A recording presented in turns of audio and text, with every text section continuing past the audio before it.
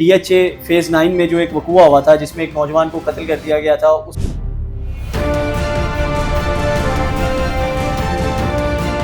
उस फायरिंग से पहले जो अंदर काम हो गया हुआ था। जो फुटेजेस सामने आई थी वहां से फिर ये भी पता लगा किस तरह वहां से सारे लोग फरार हुए, किस तरह अहमद जवेद को उसको उठा के खींच के गाड़ी में रखे हॉस्पिटल लेके जाया गया। और ये तनाज़ा भी एक लड़की का था, उस जारा का। कोई जारा कहता है, कुछ जारो कहता है, ऐना जारा कहता है। ये सारे एक फील्ड के नाम है उस लड़की के। ठीक है। रियल नेम अभी तक कोई नहीं बता रहा। और ये पार्टी गर्ल है। पार्टी गर्ल है।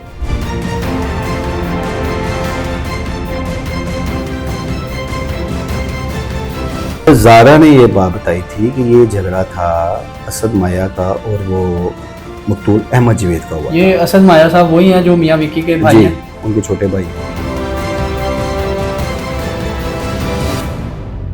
अस्सलाम वालेकुम जी, आप देख रहे हैं फैजान चौधरी को और मेरे साथ मौजूद हैं सीनियर क्राइम रिपोर्टर खुरम भाई। खुरम भाई से आज हम बात करेंगे DHA फेज 9 में जो एक वकूआ हुआ था जिसमें एक नौजवान को कत्ल कर दिया गया था। उसकी CCTV फुटेज जो है फायरिंग की वो सब ने देखी है, सोशल मीडिया पे वायरल है। इस हवाले से असल हकाइक क्या हैं, कौन लोग पीछे मुलविस थे, उस वाकये से लेके अब तक क्या अपडेट्स हैं, सब जो है वो खुरम भाई से जानेंगे। तो सर सबसे पहले बहुत शुक्रिया आपके वक्त का।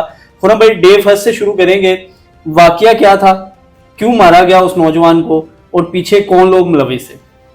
अच्छा, सबसे पहले तो इस लड़ाई के जो है कि तगड़े मदई भी तगड़ा, मुलजमान भी तगड़े और एक तगड़ा मैच पड़ गया। ठीक है। असर रसूख के हवाले से, पैसे के हवाले से, सिफारिशों के हवाले से मुलजम पार्टी भी तगड़ी है और मुदई भी तगड़ी। अच्छा। और एक तगड़ा मैच इस वक्त पड़ा हुआ है। ठीक है। पहले दिन मामला अगर आप अकॉर्डिंग द FIR चले तो उसमें यह था कि 2 मुलजमान को नामजद किया गया, एक अब्दुल्ला और एक अबू बकर। ठीक है। और जो मुकदमा अहमद जवेद मकतूल के वालिद आदिल की मदय्यत में दर्ज किया गया था।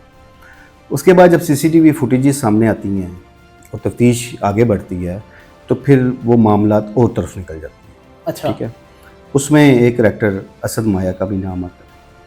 और वो कैसे नाम आता है कि जो खातून थी, कोई जारा कहता है, कुछ जारो कहता है, ठीक है, कोई ऐना जारा कहता है। ये सारे एक फील्ड के नाम है उस लड़की के। ठीक है। रियल नेम अभी तक कोई नहीं बता रहा। और ये पार्टी गर्ल है? पार्टी गर्ल है।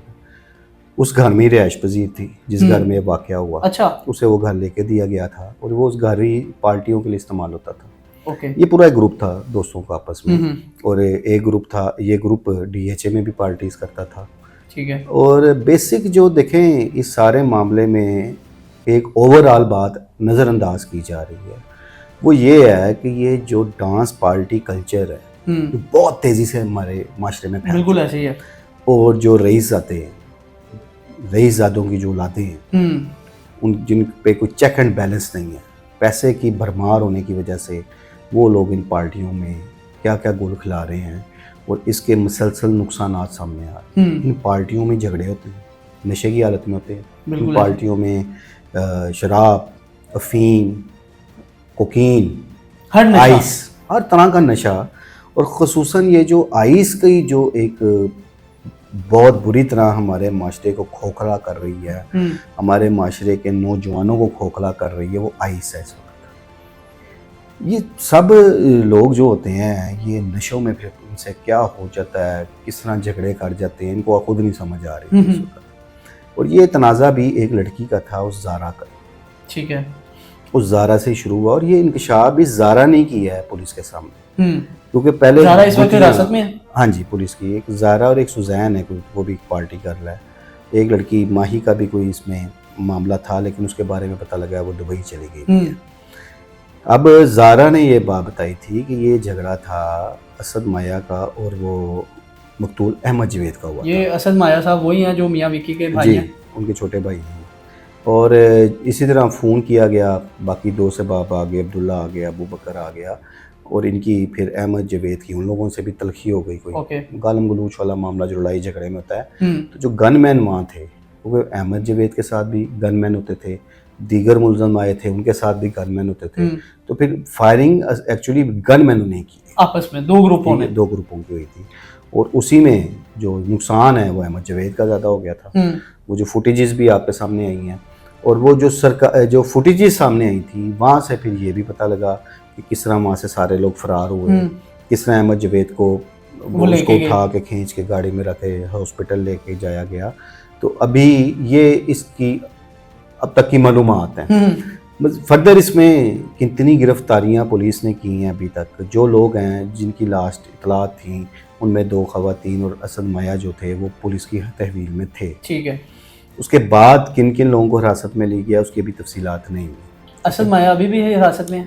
यही सुना था कि पुलिस की हिरासत में है अभी भी, क्योंकि जब वो मुद्दा ये निकला कि झगड़ा इसके साथ हुआ और इसकी वजह से हुआ, हालांकि ये भी पता लगा कि असद माया ने फायरिंग नहीं थी, ठीक है, लेकिन झगड़े की बुनियाद वो बंदा था। शुरू झगड़ा उससे हुआ और वहाँ पे जो झगड़ा था बेसिकली जब हुआ है, जो फायरिंग हुई है वो गार्ड्स की फायरिंग थी। इनमें से ये जितने लोग थे 2 से बात थे, किसी ने डायरेक्टली एक दूसरे पर फायरिंग नहीं की थी, बस वो गार्ड, आजकल वो भी गार्ड कल्चर, हालांकि सीसीडी ने बड़ी सख्ती की है, इसके बावजूद कुछ लोग अपने साथ फिर भी गार्ड्स रखते ही हैं।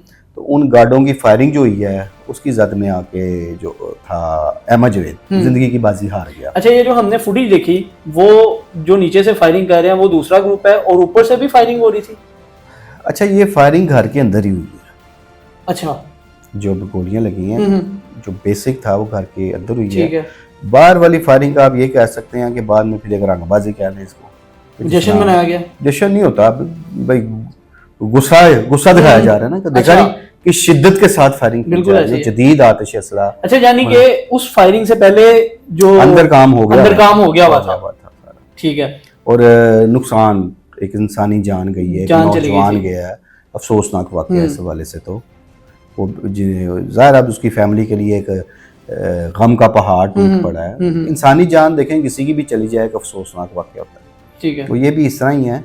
तो इसमें मैं जो बुनियाद जिस चीज़ को करार दे रहा हूँ वो है ये हमारी पार्टीज, डांस पार्टीज कल्चर, और वहाँ पे आने वाली ये प्रोफेशनल लड़कियाँ हैं जो आज उसके साथ हैं, कल उसके साथ हैं, फिर उसके साथ हैं, वो ये चलता है जो सिलसिला।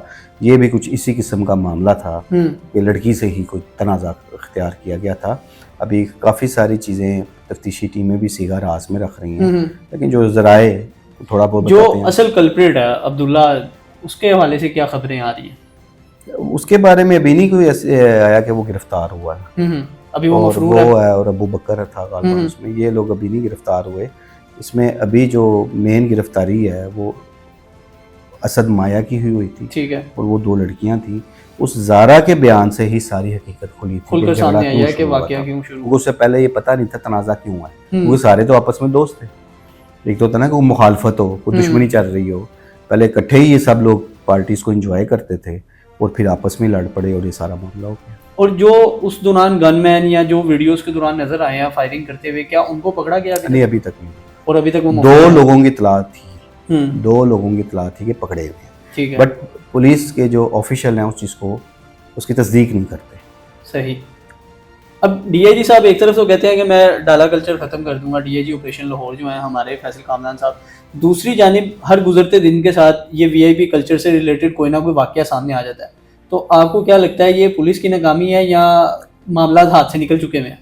देखें, अगर आप ओवरऑल देखें, मैं सिर्फ लाहौर की बात नहीं करूँगा, मैं ओवरऑल पंजाब की बात करता हूँ और ख़ुसूसन सीसीडी के क़याम के बाद की बात करता हूँ। तो ये जो एक फैशन बन गया हुआ था ना डाला कल्चर का, शोबदाबाजी, रंगबाजी कह लें इसको, किस तरह गन्ने उठाएंगे, एक बंदा जा रहा है पीछे 6 बंदे छन्ने लगी गन्ने, ऐसे ही है। एक फैशन बन गया हुआ था।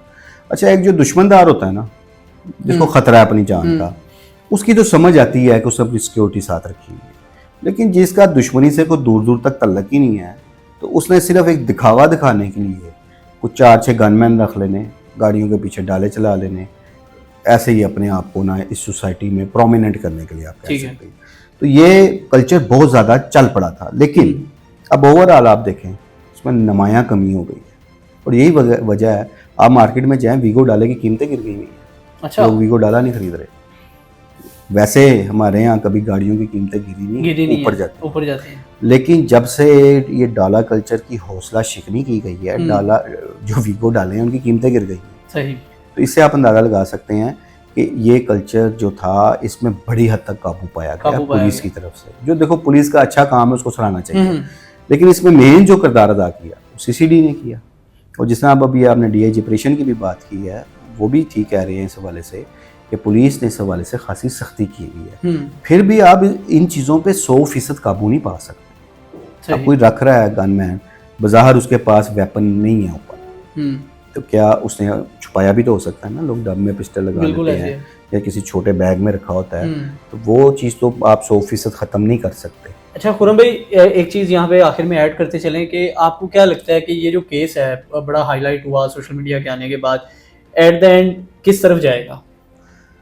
ये एक इम्तिहान है पुलिस दोनों तगड़े हैं, पुलिस काम के लिए एक इम्तिहान है कि वो इस केस को मेरिट पे लेके कितना चलते हैं। बात तो मेरिट की। देखें, अगर जो भी इसमें कसूरवार है, अगर आप उसके खिलाफ कार्रवाई नहीं करते सिर्फ इस बिना पे कि वो बासर है, उसकी सिफारिश आ गई है या कुछ जादू चला दिया उसने, और आप नहीं करते तो ज़्यादती है। ठीक है, इसमें जो भी कुछ जिम्मेदार है उसके खिलाफ कार्रवाई होनी चाहिए। और ये इम्तिहान अब मुतलका तफ्तीशी टीमों का ना सिर्फ उन तफ्तीशी टीमों का है, बल्कि उनके ऊपर बैठे अफसरान का भी। क्योंकि मैंने अपने गुफ्तगू के आगाज़ में बात की थी कि दोनों पार्टियाँ तगड़ी, मुल्ज़म पार्टी भी और मुद्दई पार्टी भी। अब ये नहीं है कि एक तगड़ा है और एक कमज़ोर है, तो तगड़े की सुनी जा रही है, कमज़ोर की नहीं।